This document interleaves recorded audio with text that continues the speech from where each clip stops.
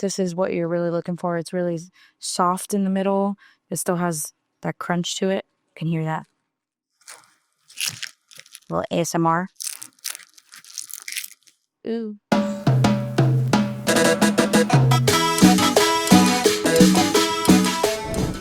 Hi, I'm Sabrina of and today we're at La Cocina de Todos. Today we're making Enchiladas de Sonora. This is a family recipe, and I hope you enjoy.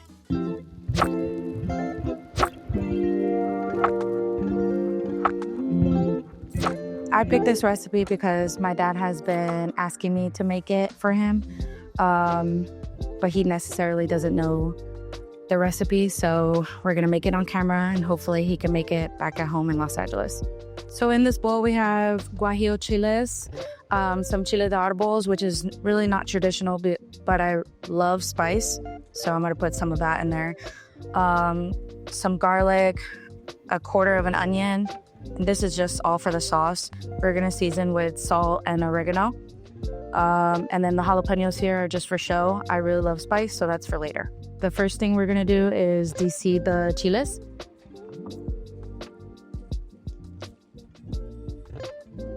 So I learned this recipe from my family, specifically my cousin Melissa. She sent me the recipe when my dad has been begging me to make it, so he asked her if she could send me the recipe, and she did, and I really want to make a video to showcase my family that's from Magdalena de Quino. You don't have to worry too much about the veins or getting out all the seeds because we will be straining it. You can also do this with gloves on. If you don't do it with gloves, just make sure not to touch your face. This recipe isn't complicated at all. Anybody can make it.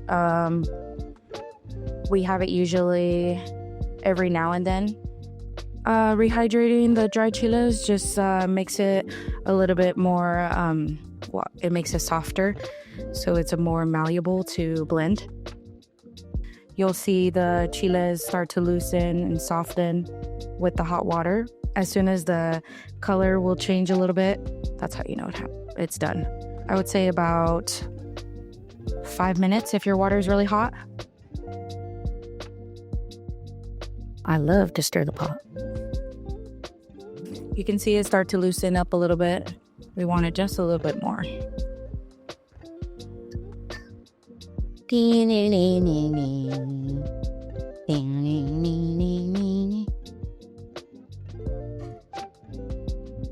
Now I'm gonna add my quarter onion, my 3 garlic. I'm gonna take off the brown parts of the garlic because, again, it's too bitter. Some chile de árbol, and that spice. One more. I guess we see.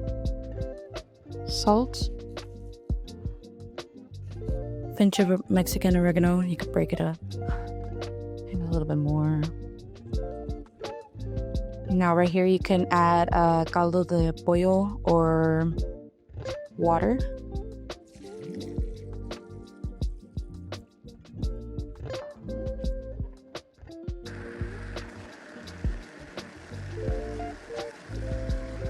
So the texture I'm looking for is like a little bit on the watery side because we are going to cook it down.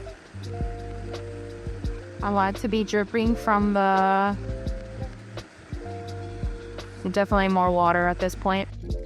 I'm looking for a certain texture. Ooh, you can smell it. It smells spicy. Don't worry about adding too much water. You'll cook it out. So right now I'm just getting a clean pot, dry and hot. And I'm going to strain this sauce in the meantime. So I'm gonna put the sauce through a fine chinois strainer. And then I'm just gonna move it around.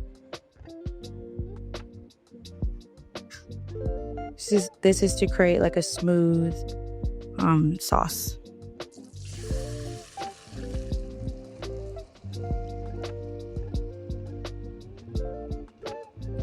Now the hot oil basically fries the sauce, It'll add a nice rounded fat and silkiness to the sauce. We're just gonna cook those two together and boil out some of that water I added.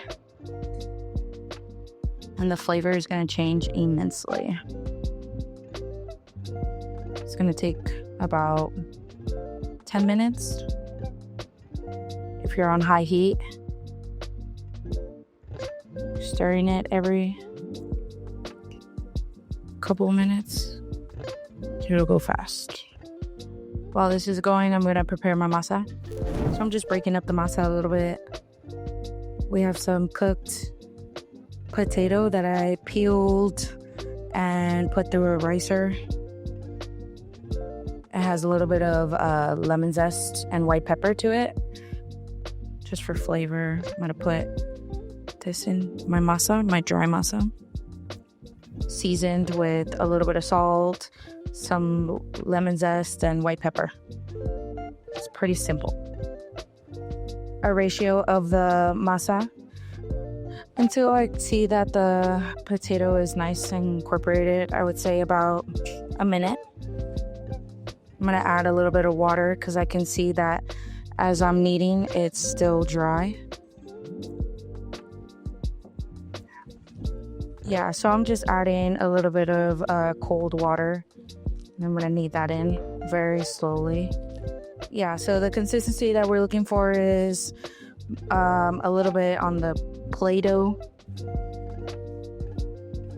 side. It'll be very soft to touch. Okay, so right now I would probably test my masa with my frying oil, just a little piece, so I can check for taste and the consistency. So while I'm checking on this sauce, I put a wet towel on top of my masa so it doesn't dry out and or it gets a little crust on the top. We're almost at the consistency that I would like to see. Now I am heating up the oil so I can test the masa. And we're gonna check for texture, salt levels, and yeah. So the size of the balls will just be how big you want your enchiladas to be. I am just gonna do it by eye. I would say this is about the size of a golf ball, right?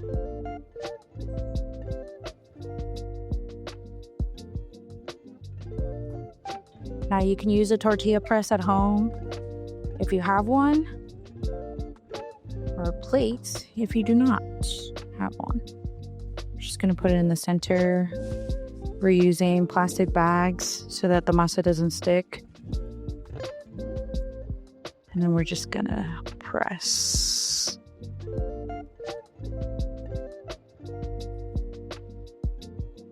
Probably like a medium-sized plate is best. This is a little bit on the smaller side. That should be perfect. It's about a 1/4 inch thick. Get out the ruler. And we're just gonna fry this.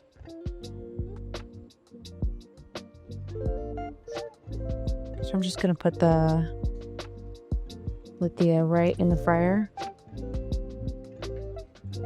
Take my spatula. So I just put the masa into the fryer.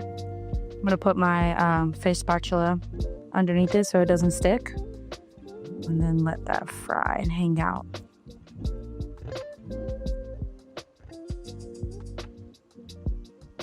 Should take about a minute and a half on each side, depending on how hot your oil is. When you put it in the oil, make sure to always go slow and away from you.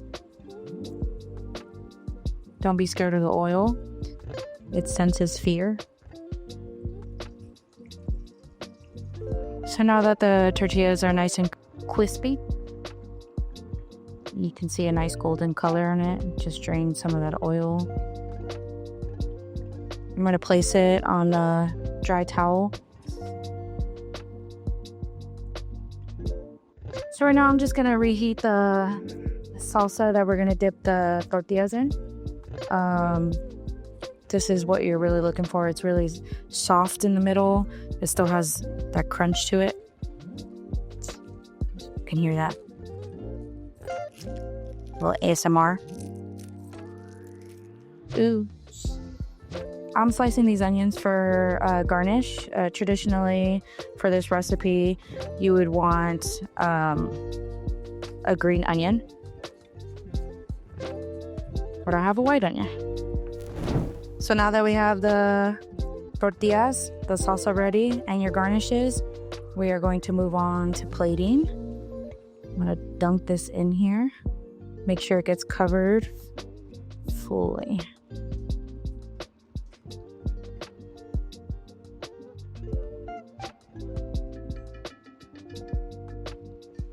Take it out, drain some of that salsa. In between each layer, I will garnish with queso fresco, queso blanco, whatever you call it. Some onions.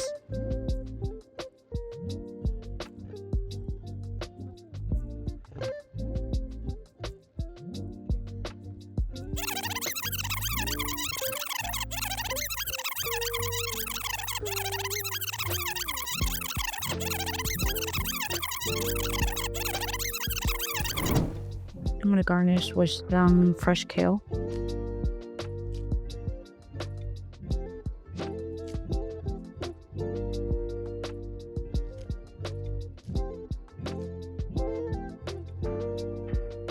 And then for me, I'm going to have my jalapeno on the side. Okay, once again, I'm Sabrina. Today we made enchiladas de Sonora. Drop a comment with your family recipes and let me know if you would like to see some more recipes from Sonora.